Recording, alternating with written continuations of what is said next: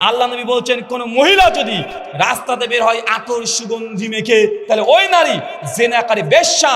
তারপর আপনার স্ত্রী, আপনার মেয়ে, আপনার বৌমা রাস্তা দিয়ে সুগন্ধি মেখে বের হয় কি হয় না? তো এই মাসালায় দুনিয়ার কোনো আলেমের দ্বিমত নেই যে নামাজ আপনাকে পড়তে হবে।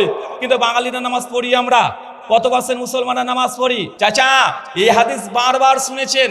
কেউ যদি জেনে বুঝে 1 টাকা সুদ খায়, মায়ের সঙ্গে জেনা করার নাই পাপ, তারপরেও বাংলাদেশে সুদ আছে না নাই? এই মাসালাতে কোনো আলেমের মতভেদ নেই।